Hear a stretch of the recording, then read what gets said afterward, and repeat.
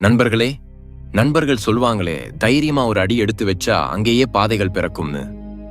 இன்னைக்கு இந்தியா அந்த வார்த்தையை உண்மையாக்கி காட்டிட்டது. கடல் கீழே பாதை தோண்டி உலகத்தையே ஆச்சரியப்படுத்திட்டது. இனி டெல்லியிலிருந்து துபாய் பயணம் விமானத்துல இல்ல, வந்தே பாரத் ரயில்லே நடக்கும். கேட்கறதுக்கு விசித்திரமா தெரியலாம், ஆனா இதுதான் இந்தியாவோட அடையாளம். அசாத்தியம்தான் இந்தியாவோட அடுத்த இலக்கு. இது ஏதோ வதந்தி இல்ல.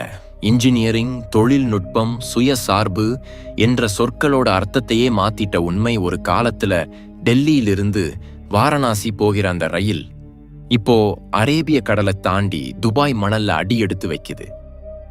இது வெறும் ரயில் பாதை இல்ல, இந்திய தைரியத்துக்கு பாதை. கற்பனை பண்ணி பாருங்க, காலையில சராய் ரோஹில்லா ஸ்டேஷன்ல ரயில் ஏறி மாலைக்கு பூர்ஜ் கலீஃபா முன்னாடி இறங்கிட்டறீங்க.